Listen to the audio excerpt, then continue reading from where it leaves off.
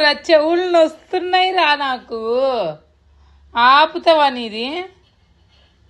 పక్కింట్లో పెళ్ళి జరుగుతుందంట, కొట్టేసి రాపు. పో పో పో.